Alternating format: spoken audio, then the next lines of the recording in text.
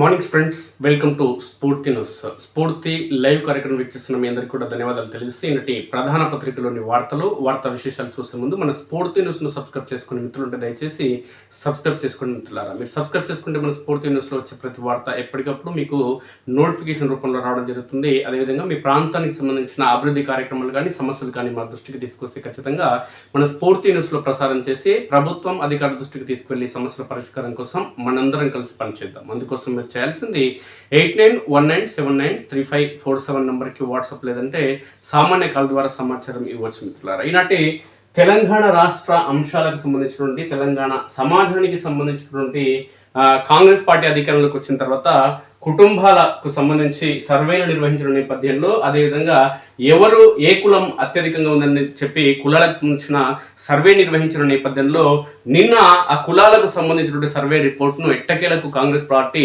అధికారంలోకి వచ్చిన తర్వాత సుమారు 2.5 సంవత్సరాల అనంతరం సుమారుగా ఈరోజు విడుదల చేయడం జరిగింది. నిన్న ఈ అంశానికి సంబంధించి ప్రధానంగా తెలంగాణ రాష్ట్రంలో అన్ని కులాల కంటే ఎక్కువ మంది జనాభా ఉన్నది ఒకే ఒక కులాన్ని, అంటే ఒక కులాన్ని లెక్క ప్రకారం చూస్తే మాదిగ సోదరులు అత్యధిక మంది ఉన్నారు. తర్వాత ఉన్నది ముదిరా సోదరులు, బీసీ కులాలకు సంబంధించి. మొత్తానికి ఒక్క కులం అనేది తెలంగాణ రాష్ట్ర వ్యాప్తంగా అత్యధిక మంది ఎవరున్నారంటే మాదిగలు, రెండో ప్లేస్లో ఎవరున్నారంటే ముదిరాజులు. ఈ పరిణామాలన్నింటిని చూస్తుంటే కులాల సంఖ్యకు రాజకీయంగా, విద్యాపరంగా, వైద్యపరంగా, ఉద్యోగాల పరంగా జనాభా ప్రాతిపదికన ఫలితాలు లేదంటే ఫలాలు అందడం లేదనేది సుస్పష్టం. అగ్రవర్ణ కులాలకు సంబంధించినటువంటి రాజకీయ ఆధిపత్యం, అదేవిధంగా డబ్బు అనేది పనిచేస్తున్న ఈ నేపథ్యంలో అగ్రవర్ణ కులాలకి అన్నీ అందుతున్నాయి. అది రాజకీయ అవకాశాలు కావచ్చు, లేదంటే విద్యాపరంగా కావచ్చు, వైద్యపరంగా కావచ్చు, లేదంటే ఉద్యోగాల పరంగా ఇవన్నీ కూడా కొన్ని కులాలకు సంబంధించిన వ్యక్తులే వీటన్నిటిని కూడా పొందడం జరుగుతుందనేది సుస్పష్టం.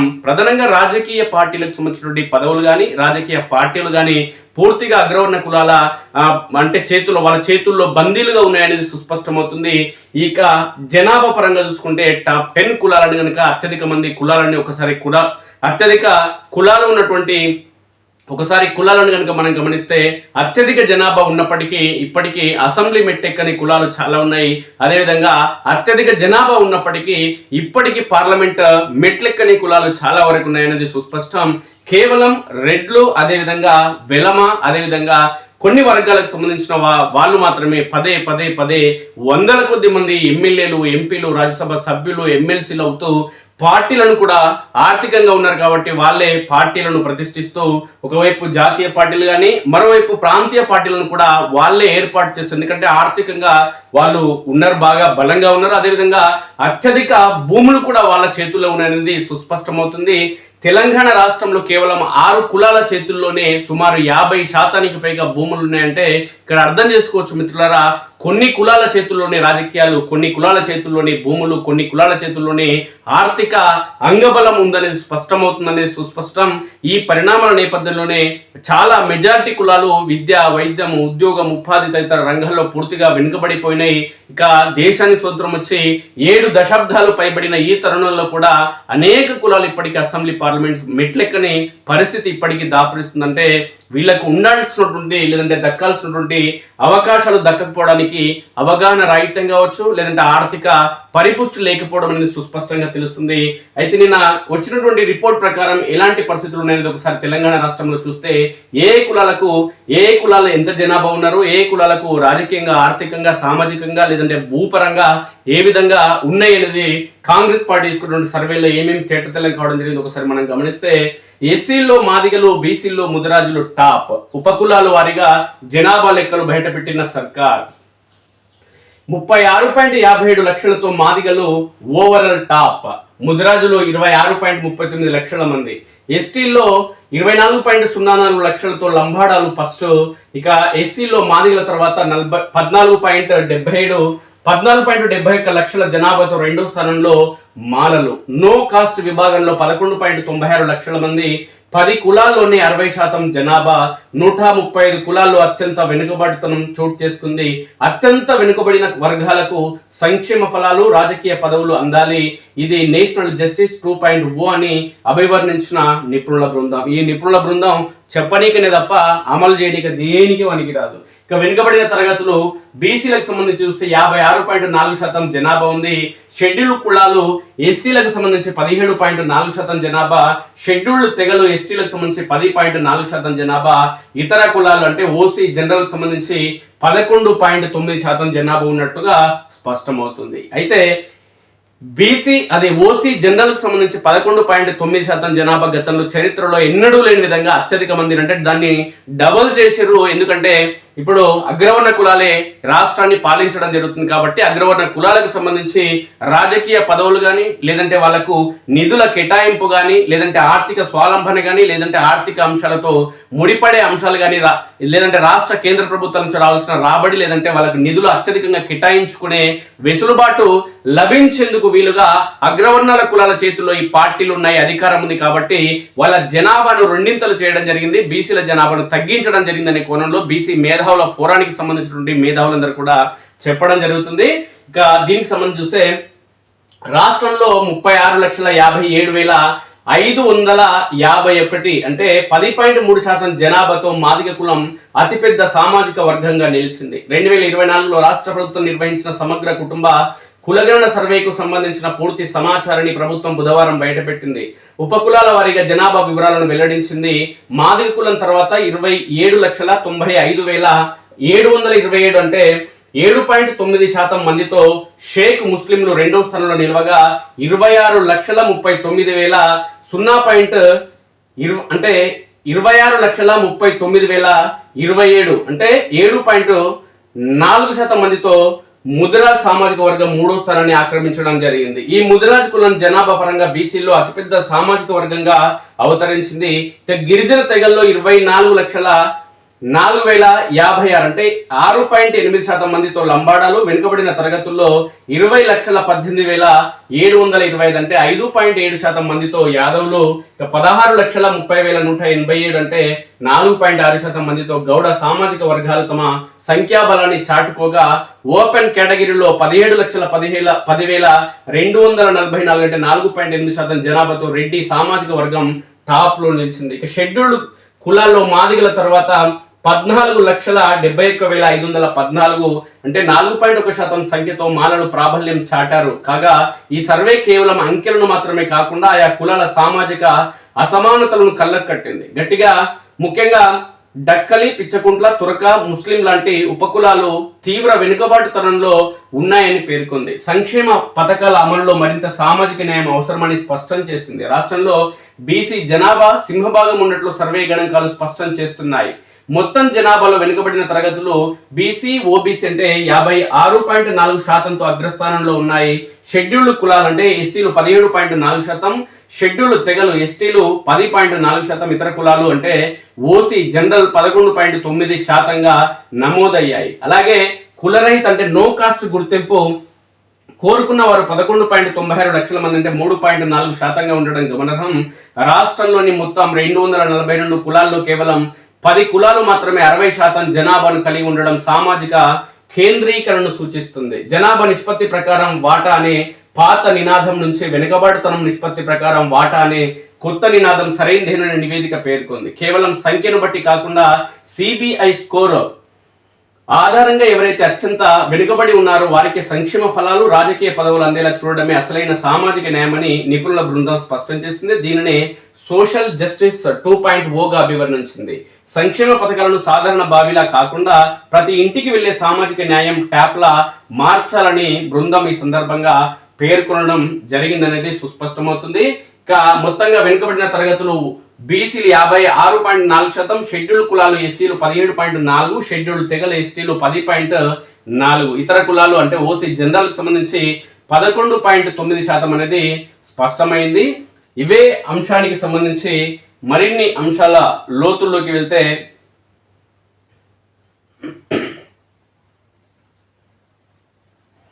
వెనుకబడిన తరగతుల్లో బీసీడీ కేటగిరీ జనాభా పరంగా అత్యంత బలంగా కనిపిస్తుంది. ఇందులో ముదిరాజ్ సామాజిక వర్గం 26,39,027 అంటే 7.4% జనాభాతో బీసీల్లోని అగ్రస్థానంలో నిలవగా వారి రాజకీయ ఆర్థిక బలం రాష్ట్ర వ్యాప్తంగా విస్తరించి ఉంది. వీరి తర్వాత యాదవ్ అంటే గుల్ల కులం 20,18,725 మంది అంటే 5.7% సంఖ్యతో పశుపోషణ వ్యవసాయ రంగాల్లో కీలక పాత్ర పోషిస్తుంది. అదేవిధంగా మున్నూరు కాపు కులం 13,75,018 అంటే 3.9 జనాభాతో ఉత్తర తెలంగాణ ప్రాంతంలో బలమైన సామాజిక శక్తిగా కొనసాగుతుంది. ఈ మూడు కులాలు కలిసి బీసీ డి విభాగంలో సింహ భాగాన్ని ఆక్రమించాయి. అయినప్పటికీ వీరి సిబిఐ స్కోర్లు 66 నుంచి 94 మధ్యలో ఉండడం గమనార్హం. అంటే సంఖ్యాబలం ఉన్నప్పటికీ వీరు ఆశించిన స్థాయిలో విద్యా ఉపాధి రంగంలో ఇంకా అభివృద్ధి చెందాల్సింది ఉందని సామాజిక ఎక్స్రే విశ్లేషిస్తుంది. ఇక బీసీ బి వర్గాల్లో గౌడ పద్మశాలిల ఆధిపత్యం. బీసీ బి విభాగంలో వృత్తి కులాల ఆధిపత్యం స్పష్టంగా కనిపిస్తుంది. ముఖ్యంగా గౌడ సామాజిక వర్గం 16,30,187 అంటే 4.6% జనాభాతో ఈ కేటగిరీలో పెద్ద కులంగా నిలిచింది. కల్లుగీత వృత్తిపై ఆధారపడిన ఈ వర్గం సామాజికంగా 77 సిబిఐ స్కోరును కలిగి ఉంది. చేనేత రంగంపై ఆధారపడిన పద్మశాలి కులం 11,82,252 అంటే 3.3% జనాభాతో రెండో స్థానంలో ఉంది. ఈ వర్గం సిబిఐ స్కోరు 67గా ఉంది. ఇది కొంత మెరుగైన స్థితిని సూచిస్తున్నప్పటికీ వృత్తిపరమైన సంక్షోభాల వల్ల వీరు ఆర్థికంగా సవాళ్లను ఎదుర్కొంటున్నారు. ఇదే విధంగా ఇదే విభాగంలోని కురుబ కులం 7,95,822 మంది అంటే 2.2% సంఖ్యతో గొర్రెల పెంపకంపై ఆధారపడి జీవిస్తుంది. బీసీ బిలో ఉన్న ఈ ప్రధాన వృత్తి కులాల జనాభా కలిపితే దాదాపు 10% చేరువలో ఉంది. వీరి అభివృద్ధి కోసం ప్రత్యేక కార్పొరేషన్ల ద్వారా నిధుల మళ్లింపు అత్యవసరమైన సర్వే నివేదిక సూచించింది. ఇక పట్టణాల నుంచి నో కాస్ట్. ఈ సర్వేలో అత్యంత ఆసక్తికరమైన అంశం నో కాస్ట్ గా దాదాపు 12 లక్షల మంది ప్రజలు తమను తాము నమోదు చేసుకున్నారు. వీరు రాష్ట్ర జనాభాలో 3.4%గా ఉండి జనాభా పరంగా 10వ పెద్ద వర్గంగా అవతరించారు. వీరి ప్రొఫైల్ పరిశీలిస్తే వీరంతా ఎక్కువగా పట్టణ ప్రాంతాల్లో నివసించే విద్యావంతులు, ఉన్నత ఉద్యోగులని తేలింది. ఐఏఎస్ ఐపీఎస్ లాంటి ఉన్నత ఉద్యోగాల్లో వీరి ప్రాతినిధ్యం ఏకంగా 22.9%గా ఉంది. సామాజికంగా వీరు వెనుకబడి లేకపోయినా కుల గుర్తింపును వదులుకోవాలని కోరుకుంటున్నారు. కాగా వీరిలో 43% మంది వద్ద ఇంకా కుల ధృవీకరణ పత్రాలు ఉండడం, రిజర్వేషన్లు పొందుతుండడం గమనార్హం. ఇది సమాజంలో వస్తున్న మార్పులకు సంకేతంగా నిలుస్తుందనేది సుస్పష్టం. అంటే రిజర్వేషన్లు ఏమో కావాలి కానీ కులం అనేది వద్దంట, మాదే కులం కాదని చెప్తున్నారు. మరి అట్లాంటప్పుడు రిజర్వేషన్లు కూడా వదులుకుంటే అది బాగుంటుంది. అగాధమంతా అసమానత. అగ్రవర్ణాల కంటే ఎస్సీ ఎస్టీ బీసీలే వెనుకబడి ఉన్నారు. దాంట్లో ఏముంది ప్రత్యేకత? ఇక 242 కులాల్లో అత్యంత వెనుకబడినవి 135 కులాలు. 78% కుటుంబాల వార్షిక ఆదాయం లక్ష లోపే. సంక్షేమంలోనూ 30% నిధులు సంపన్న కులాలకే. కుల వృత్తులకు రామ్ బతుకు తెరువు కోసం 70% ప్రత్యామ్నాయం వైపే. గల్ఫ్ బాటలో తెలంగాణ పల్లె 42% మంది ఆ దేశాలకే. ఉపాధి వలసల్లో బీసీ ఎస్సీలే ఎక్కువ. మొత్తానికి ఉపాధి పనులకు ఎవరైతే వెళ్ళడం జరుగుతుందో వాళ్ళంతా కూడా బీసీ ఎస్సీలే అత్యధిక మంది ఉన్నారు. ఎందుకంటే వాళ్ళకు ఆర్థికంగా వెనుకబడి ఉన్నారు, అవకాశాలు లేరు, భూములు లేవు, ఉపాధి లేదు, ఉద్యోగాలు లేవు. కాబట్టి ఉపాధి హామీ పనులకు వెళ్తున్నారు. అగాధమంత అసమానత. అగ్రవర్ణాల కంటే ఎస్సీ ఎస్టీ బీసీలు వెనుకబడి ఉన్నారు. 242 కులాల్లో 135 కులాలు అత్యంత వెనుకబడినవిగా గుర్తింపు. ఇక అగ్రవర్ణాల్లో ప్రైవేట్ చదువులు, ఎస్సీ ఎస్టీలు సర్కారు బడులకే. విద్యారంగంలో సామాజిక వర్గాల మధ్య భారీ వ్యత్యాసాలు ఉన్నాయని నివేదిక ఎత్తి చూపింది. అగ్రవర్ణాలకు చెందిన పిల్లల్లో 34% మంది ప్రైవేట్ పాఠశాలలో చదువుతుండగా ఎస్సీలో 15%, ఎస్టీల్లో కేవలం 13% మంది మాత్రమే ఈ అవకాశం దక్కుతుంది. ఇక ఉన్నత విద్య అంటే డిప్లొమా అంతకంటే ఎక్కువ సాధించిన వారిలో అగ్రవర్ణాల వారు 57%తో ముందుండగా ఎస్టీలు కేవలం 31%తో వెనుకబడి ఉన్నారు. ఇక ఇంగ్లీష్ మీడియం విద్యలోనూ అగ్రవర్ణాల యువత 66%తో దూసుకుపోతుండగా ఎస్టీ యువత 36%కే పరిమితమయ్యారు. ఈ విద్యా అసమానతలే భవిష్యత్తులో ఉద్యోగ ఉపాధి అవకాశాల్లో వెనుకబాటుకు పునాది వేస్తున్నాయి. ఇక లక్ష లోపే 78.2% కుటుంబాల ఆదాయం. తెలంగాణలో 78.2% కుటుంబాల వార్షిక ఆదాయం లక్ష కంటే తక్కువగానే ఉందని నివేదిక విస్తుపోయి నిజం చెప్పింది. సామాజిక వర్గాల వారీగా చూస్తే ఎస్టీలో 88.2%, ఎస్సీలో 86.2% కుటుంబాలు ఈ పేదరికపు కోరలోనే చిక్కుకుని ఉన్నాయి. అదే సమయంలో అగ్రవర్ణాల్లో దాదాపు సగం మంది అంటే 43.8% కుటుంబాలు లక్ష కంటే ఎక్కువ ఆదాయం కలిగి ఉన్నాయని, 5 లక్షల కంటే ఎక్కువ వార్షిక ఆదాయం ఉన్న వారిలో అగ్రవర్ణాలు 13.2%తో అగ్రస్థానంలో ఉండగా ఎస్సీ ఎస్టీలు కేవలం 2.1% మాత్రమే ఉన్నాయి. ఇన్కమ్ ట్యాక్స్ కడుతున్న వారిలో 23.5% మంది అగ్రవర్ణాలే ఉండడం ఆర్థిక కేంద్రీకరణను సూచిస్తుంది. వడ్డీ వ్యాపారులపై ఆధారపడుతున్న పేదలు, ఆర్థిక అత్యవసరాల కోసం పేద వర్గాలు ఇంకా ప్రైవేటు వడ్డీ వ్యాపారులపైన ఆధారపడుతున్నారని నివేదిక స్పష్టం చేసింది. ఎస్టీలో 9.7%, ఎస్సీలో 8.8% కుటుంబాలు వడ్డీ వ్యాపారుల వద్ద అప్పులు తీసుకున్నాయి. అగ్రవర్ణాల్లో ఈ శాతం కేవలం 5.1% మాత్రమే ఉంది. ముఖ్యంగా వివాహాలు, ఆరోగ్య సమస్యల కోసం తీసుకునే రుణాల్లో ఎస్సీలు 10.9% అగ్రస్థానంలో ఉన్నారు. సంస్థాగత పరపతి అంటే బ్యాంకులు అందకపోవడం, పొదుపు లేకపోవడం వల్ల ఈ వర్గాలు అప్పుల ఊబిలో కూరుకుపోతున్నాయి. వైద్య ఖర్చుల కోసం అప్పులు చేయాల్సి రావడం, ప్రజారోగ్యంపై ప్రభుత్వం మరింత దృష్టి పెట్టాల్సిన అవసరాన్ని సందర్భంగా సూచించడం జరుగుతుంది. మొత్తానికి బీసీ కులాల్లో అత్యధిక జనాభా కలిగిన టాప్ 20 కులాలు క్యాస్ట్లు చూస్తే ఒకసారి టాప్ 20 చూస్తే ముదిరాజులు 26,39,027 మంది. ఇది జనాభా శాతం పరంగా చూసుకుంటే 7.4%.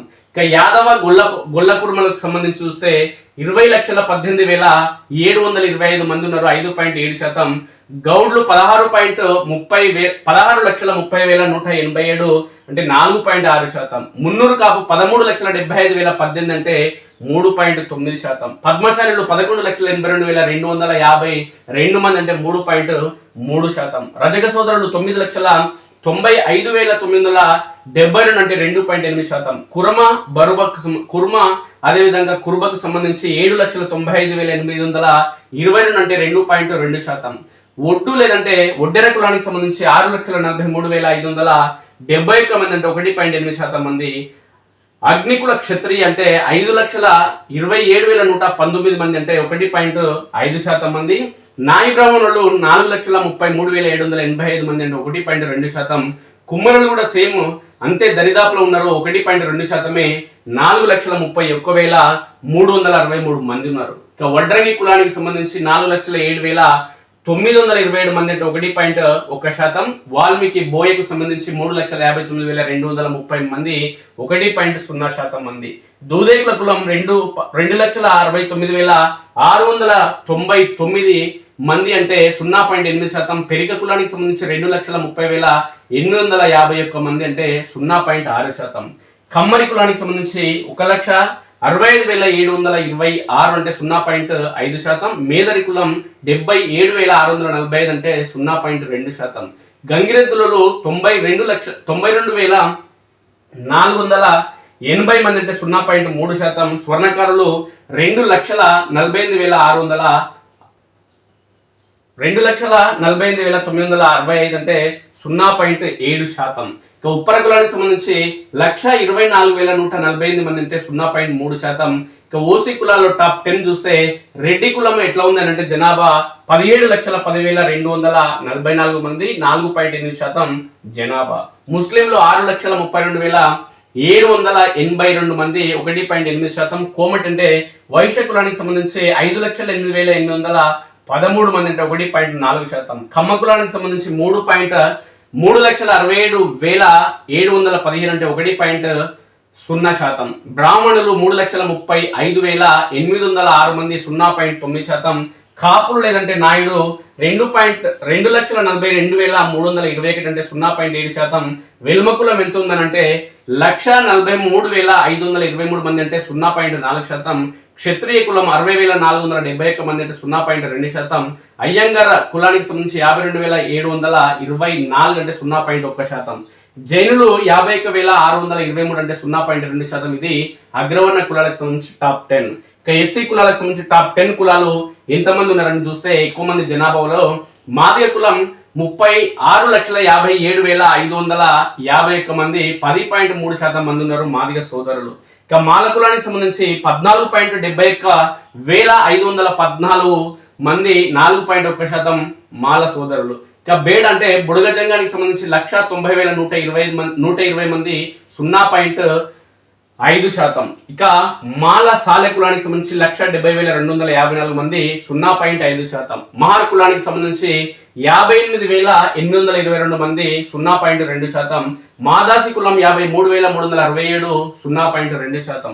మాలదాసరి 47,690 మంది, 0.1%. మాలదాసు కులానికి సంబంధించి మాలదాసరి మాలదాసుకు సంబంధించి మాలదాసుకు సంబంధించి 18,076 మంది 0.1%, మంగకులం 18,830 మంది 0.1%, జాంబవులు 19,526 మంది 0.1%.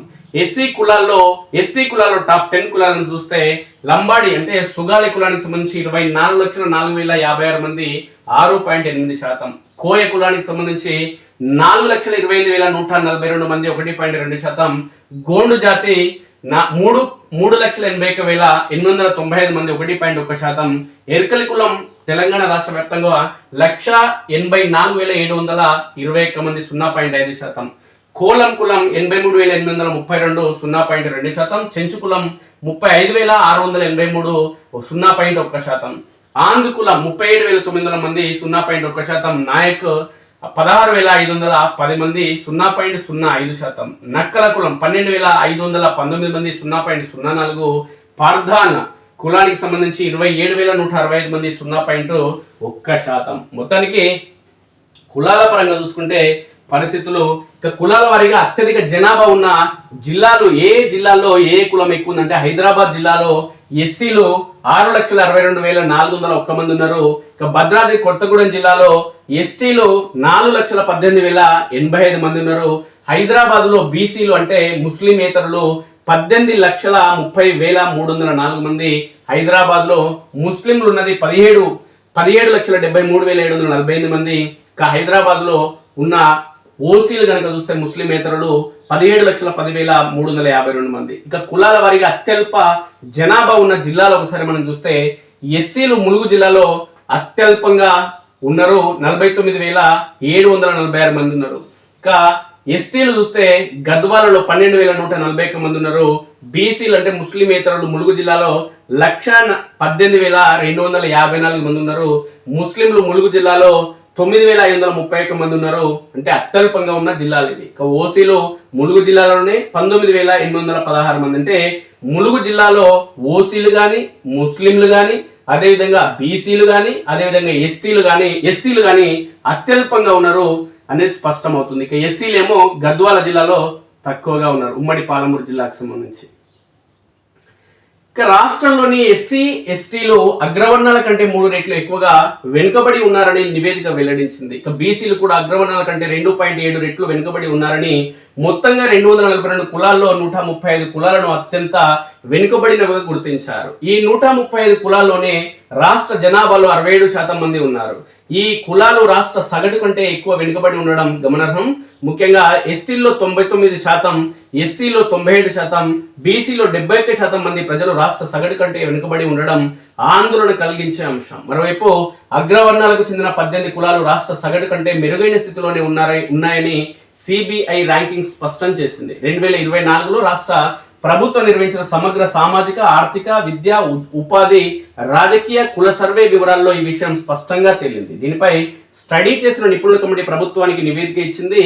నిపుణుల బృందం సామాజిక, ఆర్థిక, విద్య, రాజకీయ, ఉపాధి వంటి కీలక 5 రంగాల్లో ఆయా కులాల స్థితిగతులను నిశ్చితంగా విశ్లేషించింది. ఒక కులానికి ప్రభుత్వ ఉద్యోగాల్లో ఉన్న ప్రాతినిధ్యం, భూమి ఆస్తుల యాజమాన్యం, ఉన్నత విద్యావంతుల శాతం, తలసరి ఆదాయం, రాజకీయ పదవుల్లో వారి వాటా వంటి అంశాలను ప్రామాణికంగా తీసుకుని ఈ మార్కులను కేటాయించారు. ఈ సూచీలో స్కోరు ఎంత ఎక్కువగా ఉంటే ఆ కులం అంతటి తీవ్రమైన వెనుకబాటుతనంలో మగ్గుతున్నట్లు లెక్క. ఉదాహరణకు డక్కలి కులం 146, అదేవిధంగా పిచ్చకుంట్ల 110, సింధోళ్ళు 112 వంటి కులాలకు అత్యధిక స్కోరు రావడం వారు అన్ని రంగాల్లో అట్టడుగున ఉన్నారని చేదు నిజాన్ని వెల్లడిస్తుంది. మరోవైపు ఓసీ వర్గాలైన రెడ్డి, కమ్మ, బ్రాహ్మణ సామాజిక వర్గాలకు 12 నుంచి 30 లోపు స్కోరు రావడం అనేది వారి సామాజిక ఉన్నతిని, అభివృద్ధిని సూచిస్తుంది. ఇక దినసరి కూలీలుగానే అట్టడుగు వర్గాలు, ఉపాధి రంగంలో కుల వ్యవస్థ ప్రభావం ఇంకా బలంగా ఉందని సర్వే నివేదిక పేర్కొంది. ఎస్సీ వర్గాల్లో దాదాపు సగం మంది 45.7% దినసరి కూలీలుగానే జీవితం వెల్లడిస్తుండగా అగ్రవర్ణాల్లో ఈ శాతం కేవలం 10.9% మాత్రమే ఉంది. అలాగే వ్యవసాయ కూలీలుగా ఎస్టీలు 32.2%, ఎస్సీలు 31.7% మంది పనిచేస్తుంటే అగ్రవర్ణాల వారు కేవలం 5.5% మంది మాత్రమే ఆ రంగంలో ఉన్నారు. దీనికి భిన్నంగా ప్రైవేటు రంగంలో ప్రొఫెషనల్ ఉద్యోగాల్లో అగ్రవర్ణాల వారు 14.8%తో పైచేయి సాధించగా ఎస్టీలు కేవలం 2.8%తో అట్టడుగున ఉన్నారు. ప్రభుత్వ ఉద్యోగాల్లో ఎస్సీ ఎస్టీల ప్రాతినిధ్యం రిజర్వేషన్ల వల్ల కొంత మెరుగ్గా ఉన్నప్పటికీ ప్రైవేట్ రంగంలో మాత్రం వెనుకబాటు కొనసాగుతుంది. ఇక ఎస్టీలకు భూమి ఉన్న సాగునీరు నిరాశే. భూమి యాజమాన్యం విషయంలో ఒక ఆసక్తికరమైన అంశం వెలుగులోకి వచ్చింది. ఎస్టీల్లో 58.1% మందికి భూమి ఉన్నప్పటికీ అది ఎక్కువగా మెట్ట భూమి కావడం, వారి ఆదాయం పెరగడం లేదు. అగ్రవర్ణాలకు కేవలం 33.7% మందికి భూమి ఉన్న పెద్ద కమతాలు అంటే 20 ఎకరాలు వారి వద్ద ఎక్కువగా, అంటే 20 ఎకరాల కంటే ఎక్కువగా ఉన్నాయి. 20 ఎకరాల కంటే ఎక్కువ భూమి ఉన్న కుటుంబాలు అగ్రవర్ణాల వారు 4.4% ఉంటే ఎస్సీలు కేవలం 1% మాత్రమే ఉన్నారు. సాగునీటి సౌకర్యం ఉన్న భూమి బీసీల వద్ద 45.9% కొంత ఎక్కువగా ఉన్నప్పటికీ ఎస్సీ ఎస్టీల వద్ద భూమి తక్కువగా ఉండడంతో వారు కూలీలుగానే మిగిలిపోతున్నారు.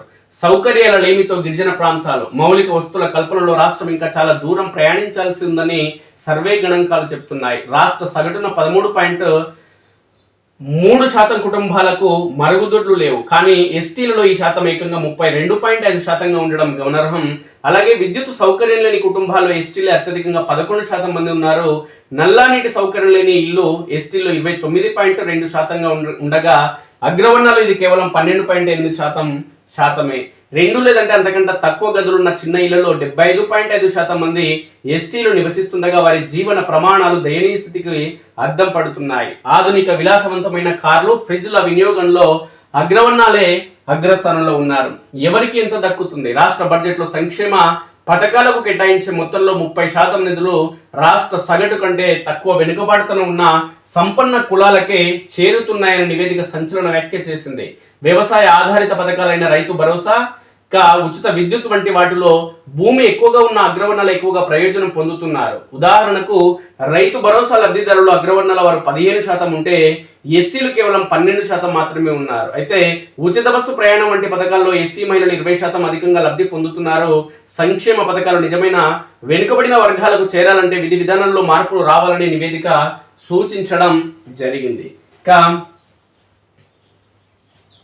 మహిళల విద్యలో వెనుకబాటు, మహిళల స్థితిగతులపైన నివేదిక కీలక అంశాలను వెల్లడించింది. రాష్ట్రంలో 65.5% మంది మహిళలు 10వ తరగతి కూడా దాటలేదు. ఎస్టీ మహిళల్లో ఈ వెనుకబాటుతనం 72.3%గా ఉండడం శోచనీయం. బాల్య వివాహాల విషయంలో కూడా ఆందోళనకర పరిస్థితులు ఉన్నాయి. రాష్ట్రంలో దాదాపు 2.16 లక్షల మంది బాలికలకు 18 ఏళ్ల లోపే పెళ్ళవుతుంది. విచిత్రంగా అగ్రవర్ణాలైన అయ్యంగార్లు, అయ్యర్లు ఈ శాతం ఎక్కువగా 21.2% ఉండడం నిపుణులను ఆశ్చర్యపరిచింది. లింగ నిష్పత్తి ఎస్సీలో మెరుగ్గా అంటే 101.0% ఉండగా అగ్రవర్ణాల్లో 97.6% తక్కువగా ఉంది. కుల వృత్తులను వదిలేసిండ్రు. తెలంగాణలో కుల వృత్తులపై ఆధారపడడం క్రమంగా తగ్గుతున్నట్లు సర్వే స్పష్టం చేసింది. సుమారు 69.6% మంది తమ సాంప్రదాయ కుల వృత్తులను వదులుకొని ఇతర రంగాల్లోకి మారారు. కేవలం 30.4% మంది మాత్రమే ఇంకా కుల వృత్తులపైన ఆధారపడుతున్నారు. కుల వృత్తులను వదులుకున్న వారిలో అగ్రవర్ణాల వారు 85.6%తో ముందుండగా బీసీలు 61.3% మంది ఉన్నారు. ఇక ఎస్సీలో 71.4%, ఎస్టీలో 87% మంది కుల వృత్తులను వీడి దినసరి కూలీలుగా లేదంటే ఇతర పనుల్లో స్థిరపడ్డారు. ముఖ్యంగా పట్టణీకరణ వల్ల యువత కుల వృత్తుల పట్ల ఆసక్తి చూపడం లేదు. కుల వృత్తులను ఇంకా కొనసాగిస్తున్న వారిలో బీసీ వర్గాలు 38.7%తో మెజార్టీగా ఉన్నాయి. గ్రేటర్ హైదరాబాద్ పరిధిలో కుల వృత్తుల ప్రభావం దాదాపు 81.5% మేర తగ్గింది. ఈ ధోరణి సామాజిక గమనశీలతను, ఆర్థిక మార్పులను సూచిస్తుంది. సాంప్రదాయ వృత్తుల నుంచి ఆధునిక వృత్తుల వైపు మలుతున్న వారి సంఖ్య ఏటా పెరుగుతుంది. ఇక ఉపాధి కోసం మహారాష్ట్ర, కర్ణాటకకు, బతుకు తెరువు కోసం తెలంగాణ నుంచి వలసలు వెళ్లే వారి శాతం 1.1%గా ఉంది. ఇలా వలస వెళ్లిన వారిలో 60.4% మంది ఇతర దేశాలకు వెళ్ళగా 39.6% మంది ఇతర రాష్ట్రాలకు వెళ్లారు. విదేశాలకు వెళ్లిన వారిలో 42% మంది గల్ఫ్ దేశాలకు వెళ్లడం గమనార్హం. అమెరికాకు వెళ్లిన వారి వాటా 17.8% ఉంది. బ్రిటన్కు 14.5% మంది, ఆస్ట్రేలియాకు 2.6% మంది వెళ్లారు. యూరప్ దేశాలకు 7.6% మంది ఉపాధి కోసం వెళ్లారు. వలసలు ఎక్కువగా జగిత్యాల జిల్లాకు సంబంధించి 3.8%, నిజామాబాద్ జిల్లాకు సంబంధించి 2.5% జిల్లాల నుంచి ఉన్నాయి. గల్ఫ్ వలసల్లో బీసీల వర్గాల వాటా 52.6% కాగా ఎస్సీల వాటా 61.1%గా ఉంది. ఉన్నత చదువుల కోసం విదేశాలకు వెళ్లే వారిలో అగ్రవర్ణాల వారు 37.6%తో ముందున్నారు. ఈ డేటా ప్రకారం ఉత్తర తెలంగాణ నుంచి వలసలు ఇంకా కొనసాగుతున్నాయి. పేదరికం, నిరుద్యోగం వలసలకు ప్రధాన కారణాలుగా మారుతున్నాయి. ప్రజలు వలస వెళ్లడానికి ప్రధాన కారణం ఉద్యోగం ఉపాధి అని సర్వే వెల్లడించింది. సుమారు 29.1% మంది ఉపాధి కోసమే వలస వెళ్ళగా 20.5% మంది ఉన్నత చదువుల కోసం వెళ్లారు. వ్యాపారాల నిమిత్తం 3.1% మంది వలస బాట పట్టారు. చదువు కోసం విదేశాలకు వెళ్లే వారిలో అమెరికా 17.8%, బ్రిటన్ 14.5% ప్రధాన గమ్యస్థానాలతో ఉన్నాయి. ఉపాధి కోసం ఇతర రాష్ట్రాలకు వెళ్లే వారిలో మహారాష్ట్ర, కర్ణాటక వెళ్లే వారి సంఖ్య ఎక్కువగా ఉంది. విదేశీ ప్రయాణాలకు సంబంధించి ఎస్సీ ఎస్టీలలో 30% మంది ఉపాధి కోసం వెళ్తున్నారు. అగ్రవర్ణాల్లో చదువు కోసం వెళ్లే వారి సంఖ్య 43.8% ఉండడం గమనార్హం. పట్టణ ప్రాంత యువత ఎక్కువగా ఉన్నత చదువుల కోసం, గ్రామీణ యువత ఉపాధి కోసం వలస వెళ్తున్నారు. ఈ గణాంకాలు రాష్ట్రంలోని ఉపాధి కల్పన, విద్యా వసతుల స్థాయిని సూచిస్తున్నాయి. వలస కార్మికుల సంరక్షణ కోసం ప్రత్యేక విధానాలు అవసరమని ఈ నివేదిక స్పష్టంగా పేర్కొనడం జరుగుతుంది. అగ్రవర్ణంలో ప్రైవేట్ చదువులు, ఎస్సీ ఎస్టీలు సర్కారు బడులకు, విద్యారంగంలో సామాజిక వర్గాల మధ్య భారీ వ్యత్యాసాలు ఉన్నాయని నివేదిక ఎత్తి చూపింది. అగ్రవర్ణాలకు చెందిన పిల్లలు 34% మంది ప్రైవేట్ పాఠశాలలో చదువుతుండగా ఎస్సీలో 15%, ఎస్టీల్లో కేవలం 13% మందికి మాత్రమే అవకాశం దక్కుతుంది. ఉన్నత విద్య అంటే డిప్లొమా అంతకంటే ఎక్కువ సాధించిన వారిలో అగ్రవర్ణాల వారు 57%తో ముందుండగా ఎస్టీలు కేవలం 31%తో వెనుకబడి ఉన్నారు. ఇంగ్లీష్ మీడియం విద్యలోనూ అగ్రవర్ణాల యువత 66%తో దూసుకెళ్తుండగా ఎస్టీ యువత 36%కి పరిమితమైంది. ఈ విద్యా అసమానతలు భవిష్యత్తులో ఉద్యోగ ఉపాధి అవకాశాల్లో వెనుకబాటుతనానికి పునాది వేయడం జరుగుతుంది.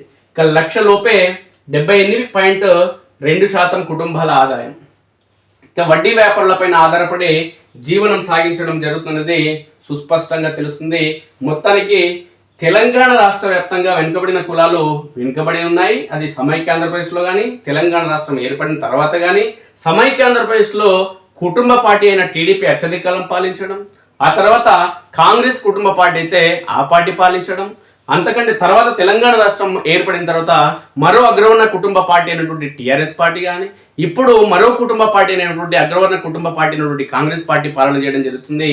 అయితే ఈ అగ్రవర్ణ కులాలు కాకుండా ఏవైతే బహుజన వర్గాలకు సంబంధించి బహుజన బతుకుల్లో వెలుగులు నింపేందుకు వచ్చే పార్టీలు ఏవైతే పార్టీలు ఎప్పుడైతే పురుడు పోసుకోవడం జరుగుతుందో, బహుజన వర్గాల్లో ఎప్పుడైతే పార్టీల ఏర్పాటు కానీ లేదంటే పాలన వైపు దృష్టి సారించడం జరుగుతుందో, రాజకీయ పరంగా అవకాశాలు ఒక ఎమ్మెల్యేలుగా, ఎంపీలుగా, రాజ్యసభ ఎంపీలుగా, ఎమ్మెల్సీలుగా అవకాశం పొందడం జరుగుతుందో అప్పుడు మాత్రమే కళ సాకారం అవుతుంది. అయితే దీంట్లో ఒక ట్విస్ట్ ఏంటంటే దశాబ్దాలుగా బీసీలు కానీ, ఎస్సీలు కానీ, ఎస్టీలు కానీ వెనుకబడిన కులాలకు సంబంధించిన వ్యక్తులకి కుల ప్రాతిపదికన లేదంటే రిజర్వేషన్ పరంగా అవకాశాలు దక్కినప్పటికీ రాజకీయ పదవులు అధిరోహించిన అనంతరం అధికార పార్టీలకు తొత్తులుగా మారుతున్నారు. తమ సొంత కుటుంబాలు, బంధుమిత్రుల కోసం మాత్రమే చూస్తున్నారు కానీ ఆ వర్గానికి సంబంధించి, ఆ కులానికి సంబంధించి వాళ్ళ సమస్యల పరిష్కారం కోసం వీళ్ళు దశాబ్దాలుగా పనిచేయకపోవడం వల్ల ఆయా వెనుకబడిన కులాలు ఇంకా వెనుకబడుతూనే ఉన్నాయి తప్ప అధికార పార్టీలు ఏవి కూడా ఈ వెనుకబడిన కులాలకు నిర్దిష్ట రీతిలో నిర్దిష్ట శాతంలో నిధులు కేటాయించడం లేదన్నది, కేటాయించిన నిధులు కూడా సక్రమంగా ఖర్చు చేయడం లేదనేది స్పష్టమవుతుంది. ఈ నేపథ్యంలోనే వెనుకబడిన కులాలు మరింత వెనుకబడిపోతున్నాయి. అగ్రవర్ణ కులాలకు తొత్తులుగా మారినటువంటి వెనుకబడిన కులాలకు సంబంధించినటువంటి రాజకీయ పదవులు పొందినటువంటి వ్యక్తులు ఎవరైతే ఉన్నారో అగ్రవర్ణ కులాలకు తొత్తులుగా మారి వాళ్ళ మేలు కోసం పనిచేయడం జరుగుతుంది. వాళ్ళ అధికారాన్ని కొనసాగించేందుకు వీళ్ళు సహకరించడం జరుగుతుంది సుస్పష్టం. ఈ పరిణామాల నేపథ్యంలోనే వెనుకబడిన కులాలు ఇంకా వెనుకబడుతూనే ఉన్నాయి, అభివృద్ధి చెందిన కులాలు ఇంకా అభివృద్ధి చెందుతూనే ఉన్నాయనేది స్పష్టమవుతుంది. ప్రోరేటా లేదంటే జనాభా లోక్సభ సీట్ల పెంపుపై క్లారిటీ ఇవ్వని కేంద్రం. ప్రోరేటా ప్రకారం తెలంగాణలో పెరిగే సీట్లు 8 నుంచి 9. 2011 సెన్సస్ ప్రకారం 7.8% తేడా. 1 నుంచి 2 సీట్లే. ఇప్పుడున్న సీట్లను 50% పెంచేందుకు కేంద్రం కసరత్తు. అందులో ఏ రాష్ట్రానికి ఎంత అనే విషయంలో గందరగోళం. హడావుడి డి లిమిటేషన్ కు నో అంటున్న కాంగ్రెస్, దాని మిత్రపక్షాలు వ్యతిరేకిస్తున్న సౌత్ రాష్ట్రాల సీఎంలు. నేటి నుంచి పార్లమెంట్ ప్రత్యేక సమావేశాలు. మహిళా రిజర్వేషన్లకు ఓకే, డీలిమిటేషన్ బిల్లును వ్యతిరేకిస్తున్నాం, ప్రతిపక్షాలను ట్రాప్ లో పడేలా కేంద్రం బిల్లులను తెస్తుందంటూ ఖర్గే పేర్కొన్నారు. మహిళా రిజర్వేషన్లకు తాము వ్యతిరేకమని ముద్ర వేయాలని చూస్తున్నారని ఫైర్. కేంద్రం తీసుకురాబోయే 3 బిల్లులపై ఖర్గే నివాసంలో ఇండియా కూటమి భేటీ. డీలిమిటేషన్ తో ఓబీసీల వాటా చోరీ, దొడ్డిదారిలో అధికారం సుస్థిరం చేసుకునే యత్నం రాహుల్ గాంధీ. మహిళా రిజర్వేషన్ ముసుగులో ఓబీసీల వాటాకు కోత, డీలిమిటేషన్ ద్వారా అధికార కేంద్రీకరణకు కుట్ర అని ఫైర్. టామ్ కామ్ ద్వారా విదేశాల్లో ఉద్యోగాలు అవకాశాన్ని యువత సద్వినియోగం చేసుకోవాలంటూ మంత్రి వివేక్ వెంకటస్వామి పేర్కొన్నారు. 118 ఏటీసీల ద్వారా ఏటా 25,000 మందికి స్కిల్ డెవలప్మెంట్ ట్రైనింగ్. జర్మనీలో ప్రతి ఏటా 5 లక్షల జాబ్ వేకెన్సీలు ఉన్నాయి. ఏడాదికి 90,000 వీసాలు జారీ చేసేందుకు ఆ దేశం ముందుకొచ్చింది. టామ్కామ్ ద్వారా 4 నెలల్లో జర్మన్ లాంగ్వేజ్ నేర్పిస్తాం. యువత ప్రైవేట్ రిక్రూట్మెంట్ ఏజెన్సీల మాయలో పడొద్దని సూచన. అండమాన్ సముద్రంలో 250 మంది గల్లంతు. బాధితుల్లో ఎక్కువ మంది రోహింగ్యాలు. వీరంతా బంగ్లాదేశ్ నుంచి మలేషియాకు వెళ్తున్నట్లు సమాచారం. పడవలో పరిమితికి మించి ఎక్కడం, బలమైన గాలులే ప్రమాదానికి కారణం. నామినేటెడ్ పోస్టుల భర్తీకి గ్రీన్ సిగ్నల్. 1-2 రోజుల్లో 17 కుల సంఘాల కార్పొరేషన్లు, ఫెడరేషన్లకు చైర్పర్సన్ల నియామకం. సీఎంతో పీసీసీ చీఫ్ మహేష్ కుమార్ గౌడ్, రాష్ట్ర పార్టీ ఇన్ఛార్జ్ మీనాక్షి నటరాజన్ భేటీ. పీసీసీ కూర్పు పైన కొలిక్కి వచ్చిన కసరత్తు. 4 వర్కింగ్ ప్రెసిడెంట్ల నియామకానికి ఓకే, వారం రోజుల్లో ప్రకటించే అవకాశం. మీ సేవా సెంటర్లలో ఏసీబీ సోదాలు. దళారులతో కలిసి సిబ్బంది అవినీతికి పాల్పడుతున్నట్లు ఫిర్యాదులు. ప్రభుత్వం నిర్దేశించిన ఫీజుల కంటే ఎక్కువగా వసూలు చేస్తున్న సిబ్బంది. వెలుగు ప్రధాన పత్రికలు వచ్చినటువంటి ప్రధానమైన వార్తలు ఏంటి అనేది ఒకసారి మనం గమనిస్తే, అనుకున్నది ఒకటి అవుతున్నది ఒకటి, పార్టీ మారిన దక్కని ఫలితం అంటూ ఒక వార్త వచ్చింది. ఇదేం కర్మ, గందరగోళంలో ఫిరాయింపు ఎమ్మెల్యేలు, అభివృద్ధి కోసమే పార్టీ మారిన పట్టించుకోని ప్రభుత్వ పెద్దలు, రెంటికి చెడ్డ రేవడిలా ఆ ఎమ్మెల్యేల పరిస్థితి అంటూ ఒక వార్త ప్రధానంగా వచ్చింది. అరే వీళ్ళు దొంగలు. ఒక కాంగ్రెస్ పార్టీకి సంబంధించిన కార్యకర్తలు కష్టించి పనిచేస్తే ఆ ఎలా టీఆర్ఎస్ పార్టీ అధికారంలో ఉంటే టీఆర్ఎస్ పార్టీలకు పోయేది. ఇలా టీఆర్ఎస్ పార్టీ కార్యకర్తలు ఎండనక వాననక ప్రజల కోసం, అంటే ఈ పార్టీ నేతల కోసం పనిచేసి, ప్రజలందరూ పనిచేసి పార్టీ అభ్యర్థులను గెలిపిస్తే ఈ దొంగలు ఇలా కాంగ్రెస్ పార్టీ అధికారంలో ఉందని చెప్పి సంకలు గుద్దుకుంటా కాంగ్రెస్ పార్టీలో పోయి జాయిన్ అవుతున్నారు ఈ దొంగలు. మళ్ళీ పైగా ఏం చెప్తారు, నియోజకవర్గాల అభివృద్ధి, ప్రజల సంక్షేమం కోసం నియోజకవర్గాన్ని అభివృద్ధి చేసేందుకు పార్టీ మారుతున్నామంటారు ఈ తోడు దొంగలు, పార్టీ మారే ఎమ్మెల్యేలు అనే దొంగలు. వీళ్ళు దేనికోసం పార్టీ మారుతారు? సొంత ప్రయోజనాలు, కాంట్రాక్టులు దక్కించుకునేందుకు, అవినీతి సొమ్ము పైన అధికార పార్టీ ఏమైనా కమిషన్లు వేసి అంటే తిరిగి వాటిని రికవరీ చేస్తుందనే భయంతో సంపాదించిన ఆస్తిని రెట్టింపు చేసుకునే ప్రయత్నంలో భాగంగానే అధికార పార్టీలోకి పోతారు ఈ దొంగలు తప్ప ప్రజల కోసం, నియోజకవర్గాల అభివృద్ధి కోసం అంటే అది ఉట్టి సాకులే. అయితే ఈ పోయిన దొంగలకి ఎలా అధికార పార్టీలో ఎలాంటి గ్రిప్ అనేది లభించడం లేదు, దానికి సంబంధించి బాధపడుతున్నట్లు ఒక వార్త రావడం జరిగింది. బల్దియాను ముక్కలు చేశారుగా ఎవరిని అడిగారంటూ అశాస్త్రీయంగా విభజించలేదా, డీలిమిటేషన్ పై విషం చిమ్మడం దుర్మార్గం అంటూ సీఎం రేవంత్ రెడ్డికి ప్రజాస్వామ్యం అంటే డబ్బే, ఇక జిఏఎస్డిపి ప్రకారం డీలిమిటేషన్ చేయాలన్నది కాంగ్రెస్ విధానమా అంటూ బీజేపీ ఎంపీ లక్ష్మణ్ విమర్శలు. ఇక రేవంత్ ఓ హైబ్రిడ్ సీఎం అంటూ కేటీఆర్ పేర్కొన్నారు. ఉదయం కాంగ్రెస్ ప్రతినిధిగా, సాయంత్రానికి బీజేపీ నాయకుడిగా. సీఎం రాజకీయ వైఖరులు స్థిరత్వం లేదు, దక్షిణాది ప్రాతినిధ్యాన్ని తగ్గిస్తే ఊరుకోం, మహిళా రిజర్వేషన్లకు బీఆర్ఎస్ సంపూర్ణ మద్దతు. ఫిర్జాదగూడ సమావేశంలో బీఆర్ఎస్ వర్కింగ్ ప్రెసిడెంట్ కేటీఆర్ నీకు ఏముందని మద్దతు ఇస్తావు చెప్పు? నీకు ఏమన్నా పార్లమెంట్లో ఎంపీలు ఉన్నారా నీ ముఖానికి? ఏం మద్దతు? నీ మద్దతు ఇస్తేంది ఇవ్వకుంటే చెప్పు, నీతో అయ్యేదేముంది, పోయేదేముంది. దక్షిణాదికి బాబు వెన్నుపోటు, ద్రోహిగా మిగిలిపోతారా, డీలిమిటేషన్ రగడలో ఏపీ సీఎం ఎటువైపు, సోషల్ మీడియా వేదికగా వెల్లువెత్తుతున్న ఆగ్రహం. పదవుల పందేరం అంటూ ఒక వార్త వచ్చింది. ఇక కాంగ్రెస్ పార్టీకి సంబంధించి రైతుల భూములను లాక్కోవద్దు, వికారాబాద్ జిల్లాలో రాపోలో రైతులకు మద్దతుగా కవిత మెరుపు ధర్నా. గరీబ్ నగర్ నుంచి ఆడియో ఆఫీస్ వరకు రైతుల భారీ ర్యాలీ, పోలీసుల లాఠీచార్జ్, కవిత డిఎస్పీ అధ్యక్షుడు విశారదన్ అరెస్ట్. సంధి దిశగా అమెరికా ఇరాన్ మధ్య కాల్పుల విరమణ పొడిగింపు, హార్మూజ్ జలసంధిని శాశ్వతంగా తెరవనున్నట్లు అమెరికా అధ్యక్షుడు ట్రంప్ ప్రకటన. మరోసారి చర్చలకు అమెరికా షరతులు. ఇక అనాదిగా బీసీలకు అన్యాయం జరుగుతుంది, అది రాజకీయ పరంగా, విద్యాపరంగా, ఉద్యోగపరంగా, సామాజికంగా, భూపరంగా, లేదంటే ప్రభుత్వ స్కీములు కావచ్చు, లేదంటే ప్రభుత్వానికి సంబంధించి ప్రభుత్వం నుంచి నిధులు మంజూరు కావచ్చు.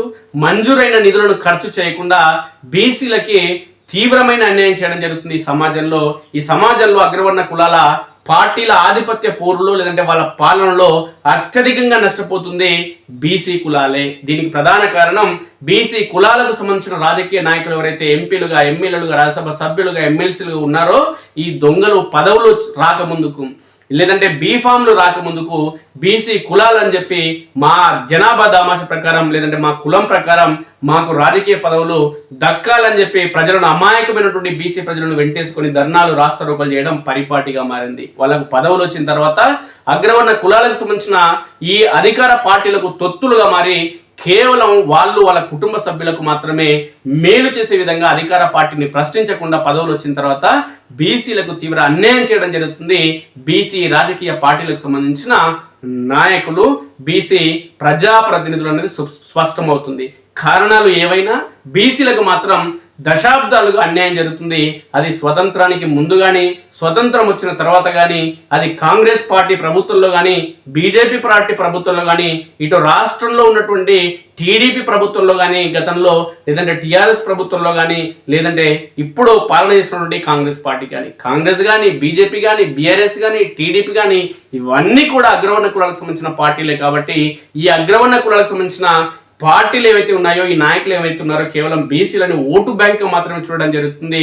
మసిబూసి మరడికాయ చేసి ఓట్లు దండుకొని ఎన్నికల సమయంలో బీసీల కోసం పాటుపడతాం, బీసీల మేలు కోసం నిధులు కేటాయిస్తాం, కేటాయించే నిధులని 100% ఖర్చు చేస్తామని మాయమాటలు చెప్పి ఓట్లు దండుకున్న తర్వాత బీసీ కులాలను విభజించి పాలించినటువంటి ఈ అగ్రవర్ణ కులాలు దశాబ్దాలుగా బీసీలకు అన్యాయం చేయడం జరుగుతుందనేది సుస్పష్టం. దీనికి సంబంధించి ఒకసారి మనం చూస్తే అసలు బీసీలను ఏ విధంగా మోసం చేయడం జరుగుతుంది ఈ పార్టీలు, ఈ నాయకులు అనేది ఒకసారి మనం చూద్దాం. అనాదిగా బీసీలకు అన్యాయం. మహిళల రిజర్వేషన్ బిల్లును ఇప్పుడు తేవడానికి కేంద్రంలోని బీజేపీ ప్రభుత్వం ప్రయత్నం చేస్తుంది మిత్రులారా. దీనికి కాంగ్రెస్ ప్రభుత్వం కానీ, ఇప్పుడు ఎన్డీఏ మిత్రపక్షాలన్నీ కావచ్చు, లేదంటే యూపీఏ మిత్రపక్షాలన్నీ కావచ్చు, అంటే అధికార పార్టీ లేదంటే ప్రతిపక్ష పార్టీలు అన్నీ కూడా మహిళా రిజర్వేషన్ బిల్లుకు మద్దతు ఇస్తున్నాయి. ఎందుకంటే మహిళలు రాజకీయంగా కూడా ముందుకు రావాల్సిన అవసరం ఉంది. ఒక అమ్మ, ఒక అక్క, ఒక చెల్లి, ఒక భార్య స్థానంలో వీళ్ళు అద్భుతమైన ఒక ఇంటిని తీర్చిదిద్దడంలో, కుటుంబాన్ని ముందుంచడంలో అద్భుతమైన పరిపక్వతను కానీ లేదంటే ప్రణాళికలతో ముందుకు వెళ్ళడం జరుగుతుంది, సక్సెస్ కావడం జరుగుతుంది. అనేక ఉద్యోగాలు కానీ, కంపెనీల ఏర్పాట్లో కానీ, కంపెనీలను విజయవంతంగా నడిపించడంలో కానీ సక్సెస్ కావడం జరుగుతుంది. కాబట్టి అలాంటి మహిళామణులు, మహిళా తల్లులు రాజకీయాల్లో కూడా రాణించాల్సిన అవసరం ఉందనేది సుస్పష్టం. దీనికి అందరూ కూడా మద్దతు ఇస్తారు, ఎవరు కూడా వ్యతిరేకించరు. కానీ రాజకీయ పదవుల్లో లేదంటే రాజకీయాల్లో బీసీలకు ఇప్పటికీ రిజర్వేషన్లు లేవు మిత్రులారా. బీసీలకు రిజర్వేషన్లు లేని ఈ క్రమంలో ఇలా అగ్రవర్ణ కులాల్లోని ఈ మహిళా రిజర్వేషన్ బిల్లు తీసుకొస్తున్న ఈ నేపథ్యంలో అగ్రవర్ణ కులాల్లోని మహిళలకు రిజర్వేషన్లు రాబోతున్నాయి, ఎస్టీ కులాల్లోని మహిళలకు రిజర్వేషన్లు రాబోతున్నాయి, ఎస్సీ కులాల్లోని మహిళలకు రిజర్వేషన్ రాబోతున్నాయి. కానీ బీసీ కులాల్లోని మహిళలకు రిజర్వేషన్లు గుండు సున్నా. మరి బీసీలు మహిళలు ఎక్కడ పోవాలి? అగ్రవర్ణ కులాల్లోని మహిళలతో పోటీ పడాలి. వాళ్ళు కోట్లాధిపతులు ఉండరు, బీసీ మహిళలకు రూపాయి కూడా గతి ఉండదు. ఎందుకంటే ఆర్థిక స్వావలంబన రాలేదు, ఉద్యోగ అవకాశాలు రాలేదు, ఆర్థికంగా నిలదొక్కోలేదు, భూములు లేవు, ఉద్యోగాలు లేవు, ఉపాధి లేదు. ఉపాధి, ఉద్యోగాలు ఆర్థికంగా నిలదొక్కోలేని ఈ బీసీ మహిళలు ఓసీ మహిళలైనటువంటి ఎమ్మెల్యేల భార్యలు, ఎమ్మెల్యేల బిడ్డలు, ఎమ్మెల్యేల తల్లులు, ఎంపీల భార్యలతోని ఏ విధంగా రాజకీయంలో కొట్లాడడం జరుగుతుంది? డబ్బు మద్యం తప్ప ఓటేసే, డబ్బు మద్యం ఇస్తేనే ఓట్లేసేటటువంటి ప్రస్తుత సమాజంలో బీసీ మహిళలు ఏ విధంగా ఎమ్మెల్యేలు కాగలరు? బీసీ మహిళలు ఏ విధంగా ఎంపీలు కాగలరు? బీసీ మహిళలు ఎమ్మెల్యేల, ఎంపీల సంగతి పక్కన పెడితే ఏ విధంగా సర్పంచులు కాగలరు? ఏ విధంగా వార్డు సభ్యులు కాగలరు అన్నది ఇవాళ ప్రధానమైన ప్రశ్న మిత్రుల సమాజంలో. అయితే బీసీ నాయకులు ఎవరైతే ఉన్నారో, బీసీ విద్యావంతులు ఎవరైతే ఉన్నారో, బీసీ మేధావులు ఎవరైతే ఉన్నారో వీళ్ళందరూ కూడా చాలా వరకు బీసీ కుల సంఘాలకు సంబంధించిన నాయకులు అందరూ కూడా ఒక్కొక్క పార్టీకి వీళ్ళంతా పరిమితం కావడం జరిగింది మిత్రులారా. ఒకడేమో కాంగ్రెస్ పార్టీ, ఒకడేమో టీఆర్ఎస్ పార్టీ, ఒకడేమో బీజేపీ పార్టీ. వీళ్ళకు రాజకీయంగా పదవులు కావాలి ఈ బీసీ కులాల్లో పుట్టినందుకు. కానీ వీళ్ళకు పదవులు వచ్చిన తర్వాత బీసీల హక్కుల కోసం కానీ, బీసీల సమస్యల కోసం కానీ వీళ్ళు ఎక్కడ కూడా ప్రశ్నించే దాఖలాలు లేవు. బీసీ కులానికి సంబంధించి ఒక నాయకుడు ఉద్యమాన్ని చేపడితే బీసీ కులాల కోసం, మరో నాయకుడు ఆ ఉద్యమాన్ని విమర్శించడం జరుగుతుంది. బీసీ కులాల కోసం ఓ నాయకుడు ఉద్యమాన్ని చేయాలనుకున్నప్పుడు మిగతా వర్గాలకు సంబంధించి, మిగతా కులాలకు సంబంధించినటువంటి, బీసీ కులాలకు సంబంధించినటువంటి నాయకులు ఎవరైతే ఉన్నారో, రాజకీయ నాయకులు, వాళ్ళకి సమాచారం ఇవ్వడం లేదు. ఎందుకు? కారణం ఏంటంటే అందరూ కలిసి ఉద్యమం చేస్తే నాకు ఎక్కడ పేరు రాకుండా పోతుందో, నేను పెద్ద మనిషిని కాలేను అన్న ఒక దుర్బుద్ధితో ఇవాళ అనేక మంది రాజకీయ పార్టీలకు సంబంధించినటువంటి బీసీ కులాలకు సంబంధించినటువంటి వ్యక్తులు ఇవాళ వీళ్ళే బీసీ కులానికి ద్రోహం చేయడం జరుగుతుందని సుస్పష్టం. కారణాలు ఏమైనా, పరిస్థితులు ఏవైనా ఇవాళ మహిళా సాధికారత ఈ బిల్లుతో కూడా, మహిళా బిల్లుతో కూడా బీసీ మహిళలకు అన్యాయం జరుగుతుంది, లేదంటే ఉపయోగం లేదు అనేది సుస్పష్టం. మిత్రులారా, అదేంటనేది ఒకసారి చూద్దాం. మహిళల రిజర్వేషన్ బిల్లు అమలు చేయడానికి కేంద్ర ప్రభుత్వం ఏప్రిల్ 16న పార్లమెంట్లో సవరణ బిల్లును 131వ రాజ్యాంగ సవరణ బిల్లు ప్రవేశపెట్టబోతుంది. ఈ బిల్లు ద్వారా లోక్సభ, రాష్ట్ర శాసనసభల్లో మహిళలకి తక్షణమే 33% రిజర్వేషన్లు లభించనున్నాయి. ఇందులో ఎస్సీ మహిళలకు, ఎస్టీ మహిళలకు 1/3 అంటే 1/3 వంతు ఉప రిజర్వేషన్ ఉంటుంది. అదేవిధంగా జనరల్ వర్గంలో కూడా 1/3 వంతు మహిళలకు రిజర్వేషన్ అమలవుతుంది. అయితే ఓబీసీ, బీసీ మహిళలకు మాత్రం ప్రత్యేక ఉప రిజర్వేషన్ల ప్రస్తావన ఈ బిల్లులో లేదు. అంటే ఈ మహిళా బిల్లుతో బీసీ మహిళలకు ఉపయోగం అనేది గుండు సున్నా అనేది సుస్పష్టం. బీసీలకు ఉపయోగం, ఎస్సీలకు ఉపయోగం 1/3, ఎస్టీలకు 1/3 ఉపయోగం, ఓసీలకు కూడా 1/3 ఉపయోగం. ఎమ్మెల్యే పెళ్ళం మళ్ళీ ఎమ్మెల్యే అవుతుంది, ఎంపీ పెళ్ళం మళ్ళీ ఎంపీ అవుతుంది, ఎంపీ బిడ్డ ఎంపీ అవుతుంది, ఇక ఎంపీ మరదలుంటే ఆమె కూడా అవుతుంది. కానీ బీసీలు మాత్రం కారు. ఎందుకంటే ఉప రిజర్వేషన్ అనేది దీంట్లో లేదు. అయితే ఎందుకంటే ఇది హారిజాంటల్ అంటే సమాంతర రిజర్వేషన్. ఇప్పటికే వర్టికల్ అంటే నిలువు రిజర్వేషన్ ఉన్న ఎస్సీ ఎస్టీ వర్గాలకు మాత్రమే ఈ హారిజాంటల్ రిజర్వేషన్ వర్తిస్తుంది. చట్టసభల్లో ఓబీసీలకు వర్టికల్ రిజర్వేషన్లు లేనందున ఓబీసీ మహిళలు ఈ లబ్ధి నుంచి మినహాయించబడతారు. ఈ రిజర్వేషన్లు మహిళల రాజకీయ భాగస్వామ్యాన్ని పెంచి సమాజంలో వారికి గౌరవప్రదమైన స్థానం కల్పించడంలో నిస్సందేహంగా ముఖ్యమైనదే. కానీ ఓబీసీ మహిళలు పూర్తిగా నిర్లక్ష్యానికి గురవుతారనేది గతంలోనే ములాయం సింగ్ యాదవ్, లాలూ ప్రసాద్ యాదవ్, కాన్షీరామ్ లాంటి మహానాయకులు హెచ్చరించారు. ఇది నేడు నిజమవుతుంది. స్వతంత్ర భారతదేశంలో బీసీల పరిస్థితి, స్వతంత్ర భారతదేశంలో మనం చూసినట్లయితే బీసీలు అనే వాళ్ళు మొదటి నుంచి కూడా మోసగించబడుతూనే ఉన్నారు, వంచబడుతూనే ఉన్నారు, అణచివేయబడుతూనే ఉన్నారు. ఇక స్వాతంత్రానికి పూర్వం ఇక మనుధర్మశాస్త్ర పుణ్యమా అని శూద్రులైనటువంటి బీసీలకు ఆస్తి హక్కు లేదు. ఆస్తి హక్కు లేకుండా చేసి, అధికారంలో భాగస్వామ్యం లేకుండా చేసి వారిని సేవకులుగా మాత్రమే మార్చివేయడం జరిగింది, అణచివేయడం జరిగింది. స్వాతంత్రానంతరం కూడా అదే ధోరణి కొనసాగుతుంది. ముఖ్యంగా రాజ్యాంగంలో వెనుకబడిన తరగతులు అంటే బ్యాక్వర్డ్ క్లాసెస్ అనే పదాన్ని వాడడం వలన ఎవరి బ్యాక్వర్డ్ క్లాసెస్ అనేటటువంటి నిర్వచనానికి తుది తీర్పు చెప్పడానికి కోర్టులకు 45 సంవత్సరాల కాలం గడిచింది. ఆ ఫైనాలిటీ చేయడానికి ముందు కులాల పేరు మీద రిజర్వేషన్లు ఇచ్చినటువంటి ఉత్తర్వులను అనేక రాష్ట్రాల్లో కోర్టులు అడ్డుకొని కొట్టివేశాయి. ఉమ్మడి ఆంధ్రప్రదేశ్లో అనంతరామన్ కమిషన్ రిపోర్ట్ను ఆంధ్రప్రదేశ్ హైకోర్టు కొట్టివేయగా 1972లో Balaram versus state of AP కేసులో సుప్రీంకోర్టు కులం కూడా ఒక వర్గం అనేటటువంటి వ్యాఖ్యానంతో రిపోర్ట్ను సమర్థించింది. కానీ ఫైనాలిటీ అనేది ఇంద్ర సహాని అంటే 1992 కేసుతో జరిగింది. కేంద్రంలో విద్యా రిజర్వేషన్ రావడానికి 60 సంవత్సరాలు పట్టింది. రాజ్యాంగంలో బ్యాక్వర్డ్ క్లాసెస్ అంటే నిర్వచనం లేదు. బ్యాక్వర్డ్ క్లాసెస్ ను ఎలా గుర్తించాలో సూచించలేదు. తద్వారా బ్యాక్వర్డ్ క్లాసెస్ ఎవరనే మీమాంస కొనసాగుతుంది. ఇది ముఖ్యంగా ఉద్దేశపూర్వకంగా చేసినటువంటి చర్య అని చెప్పక తప్పదు. ఎందుకంటే ఇప్పటికే మద్రాస్ స్టేట్ లో 1941లో బ్యాక్వర్డ్ క్లాస్ అంటే ఈ లిస్టుకు అటాచ్ చేయబడ్డ కమ్యూనిటీస్ అని చెప్పారు. కానీ రాజ్యాంగంలో అలాంటి మాటలే వాడలేదు. కాబట్టి దానిపైన కోర్టుల జోక్యం పెరిగి బీసీలకు న్యాయం జరిగింది, బీసీలకు అన్యాయం జరిగింది. మరి మద్రాస్ స్టేట్ ఇచ్చిన నిర్వచనాన్ని తీసుకొని ఉండుంటే ఆ రోజే ఈ సమస్య పరిష్కారం అయ్యేది. ఎస్సీలు అంటే రాజ్యాంగంలో షెడ్యూల్ కులాలని చెప్పి ఆర్టికల్ 341 కింద ప్రెసిడెంట్ నోటిఫై చేసిన కులాలు అని చెప్పారు. అలాగే షెడ్యూల్ తెగలు అంటే ఆర్టికల్ 342 కింద ప్రెసిడెంట్ నోటిఫై చేసిన తెగలు అని చెప్పారు. అలాగే బీసీలు కూడా ప్రెసిడెంట్ నోటిఫై చేసిన కులాలు లేదంటే వర్గాలను చెప్పి ఉంటే ఆ రోజే సమస్య పరిష్కారం అయ్యేది. కానీ 45 సంవత్సరాలుగా ఈ సమస్యకు పరిష్కారం లభించలేదు. ఎందుకంటే బీసీలను అణచివేయడానికి అగ్రవర్ణాలు పనిన కుట్రగా దీన్ని చెప్పక తప్పదు.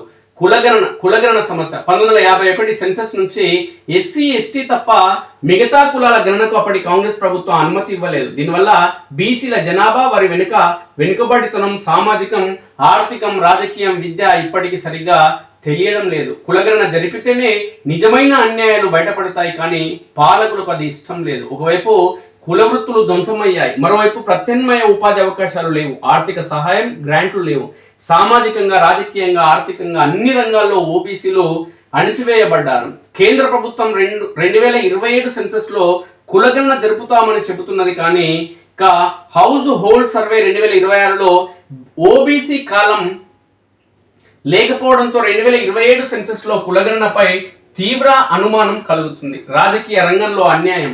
చట్టసభల్లో బీసీలకు ఎలాంటి రిజర్వేషన్లు లేవు. అందుకు అనుకూలంగా ఈ పార్లమెంట్ సమావేశాల్లో చట్ట సవరణ చేసి ఉంటే బాగుండేది. తద్వారా బీసీ మహిళలకు సబ్ కోటా లభించేది. కానీ అగ్రవర్ణ పాలకులకు మనసు రావడం లేదు, బీసీలలో చలనం లేదు. ఇక న్యాయస్థానాల జోక్యం 50% పరిమితి.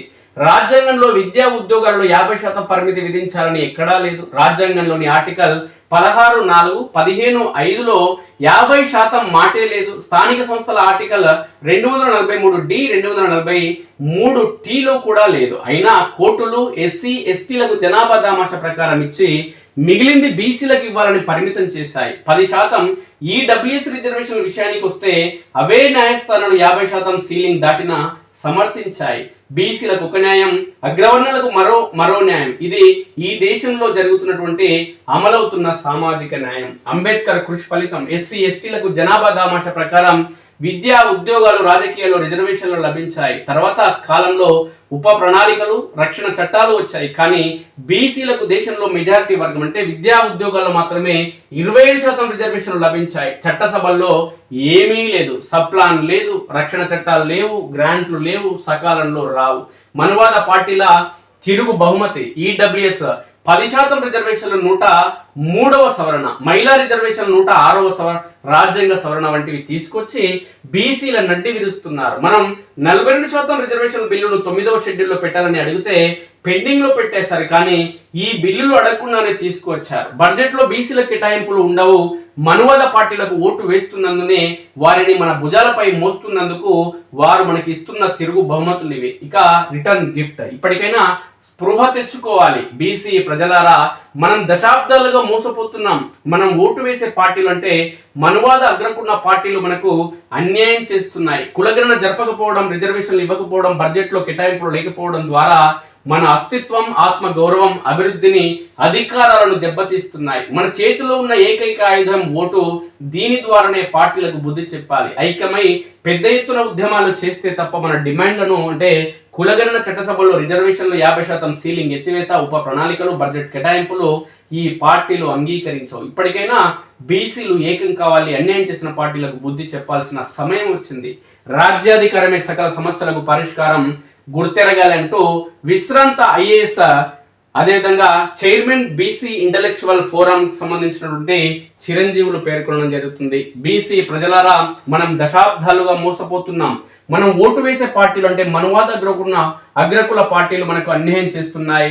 కులగణన జరపకపోవడం, రిజర్వేషన్లు ఇవ్వకపోవడం, బడ్జెట్లో కేటాయింపులు లేకపోవడం ద్వారా మన అస్తిత్వం, ఆత్మ గౌరవం, అభివృద్ధిని, అధికారాలను దెబ్బతీస్తున్నాయి. మన చేతిలో ఉన్న ఏకైక ఆయుధం ఓటు. దీని ద్వారానే పార్టీలకు బుద్ధి చెప్పాల్సిన అవసరం ఉందంటూ చిరంజీవులు పేర్కొనడం జరుగుతుంది. కానీ మన బీసీ నాయకులకు మాత్రం బుద్ధి ఇంకా వస్తలేదు. ఒక్కొక్క పార్టీకి ఒకడు పోతాడు, ఎవడు కలిసి రాడు. కలిసి ఎవడన్నా ముందరికి పోదామన్నాడు, ఇంకోనికి ఎప్పుడు ఒకవేళ కలిసిపోతే నాకు రావాల్సిన పేరు వానికి పోతుంది అని చెప్పి ఈయనకి భయం దొంగలకు. ఇక సీఎంగా సామ్రాట్ ప్రమాణం. బీహార్ ముఖ్యమంత్రిగా బీజేపీ నేత సామ్రాట్ చౌదరి ప్రమాణం చేశారు. గవర్నర్ హస్నైన్ ఆయనతో ప్రమాణం చేయించారు. ఇక వికసిత్ భారత్ కు 9 ప్రతిజ్ఞలు, అభివృద్ధి చెందిన కర్ణాటక, అభివృద్ధి చెందిన భారత్ అనే స్వప్న సాకారానికి 9 సామాజిక ప్రతిజ్ఞలు చేయాలని మోదీ పిలుపునిచ్చారు. సముద్రంలో ఘోరం. రోహింగ్యా బంగ్లాదేశీలతో మలేసియా వెళ్తున్న పడవ అండమాన్ సముద్ర జలాల్లో మునిగి 250 మంది చనిపోయారు. చిక్కని ఓటరు నాడి. డిఎంకే చీఫ్ స్టాలిన్ ద్రవిడ సిద్ధాంతమే ప్రధానాస్త్రంగా అధికారాన్ని నిలుపుకునేందుకు ఈ ఎన్నికల్లో సర్వశక్తులు ఒడ్డుతున్నారు. కానీ తమిళనాడు రాష్ట్ర ప్రజలు వరుసగా రెండోసారి ఏ పార్టీ కూడా అధికారాన్ని ఇవ్వరు. ఒక్కసారి జరిగింది.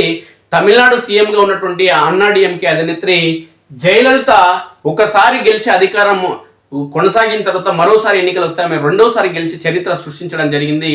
ఆ ఒక్కసారి తప్ప ఎప్పుడు కూడా వరుసగా రెండోసారి ఒకే పార్టీ అధికారంలోకి రాలేదు తమిళనాడులో ఏ పార్టీ కూడా. కానీ ఈసారి తమిళనాడు సీఎం స్టాలిన్ మరోసారి అధికారంలోకి వచ్చేందుకు మెరుగైన అవకాశాలు ఉన్నాయి. దీనికి కారణం ఏంటి అనేది ఇక్కడ చర్చ కొనసాగిస్తే, అన్నా డిఎంకే పార్టీ బీజేపీతో పొత్తు పెట్టుకున్న అక్కడ ఆశించిన విధంగా వ్యూహ ప్రణాళికలు రచించలేదు. అదేవిధంగా బీజేపీ పార్టీకి సంబంధించి సీట్ల కేటాయింపులో కూడా అన్నా డిఎంకే పార్టీ సరైన ప్రాధాన్యం ఇవ్వలేదు. అక్కడ చతురత కలిగిన ప్రజల్లో అత్యంత ప్రజల మనసు గెలుచుకున్నటువంటి బీజేపీ మాజీ అధ్యక్షుడు అన్నామలైని బీజేపీ పార్టీ అధ్యక్ష పదవిని తొలగించడం, ఆయనకు బీఫామ్ కేటాయించకపోవడం, ఈ పరిణామాలన్నింటినీ చూస్తుంటే అక్కడ బీజేపీ తమిళనాడు రాష్ట్రంలో గుండు సున్నాగా మిగిలింది. అయితే కేవలం అన్నా డిఎంకే పార్టీ అదేవిధంగా డిఎంకే పార్టీ మధ్య ప్రధానమైన పోటీ ఉంది. ఈ అధికార ప్రతిపక్ష పార్టీల మధ్య ఉన్నటువంటి వ్యతిరేక ఓటు ఏదైతే ఉందో, యువతరం ఓటు ఏదైతే ఉందో, అది టీవీకే పార్టీకి సంబంధించినటువంటి దళపతి విజయ్కి సంబంధించినటువంటి కొత్త పార్టీ పెట్టినటువంటి టీవీకే పార్టీకి సంబంధించి ఓట్లు షేర్ అయ్యి అధికార పార్టీని దెబ్బతీసేందుకు మెరుగైన అవకాశాలు ఉన్నది స్పష్టమవుతుంది. పరిణామాలను చూస్తుంటే ఇక్కడ ముక్కోన్నపు పోటీ అనేది కనిపిస్తుంది. అయితే ఏ పార్టీ గెలిచినా మెజార్టీగా పెద్దగా ఉండదనేది సుస్పష్టం. ఇవి నాటి ప్రధాన పత్రికలోని వార్తా విశేషాలు. మిత్రులారా, మీ సూచనలు సలహాలు అభిప్రాయాలు ఉత్తమంగా తెలియజేయండి. అదేవిధంగా మన స్ఫూర్తి న్యూస్ను సబ్స్క్రైబ్ చేసుకోండి. మిత్రులుంటే దయచేసి సబ్స్క్రైబ్ చేసుకోండి. Thank you very much.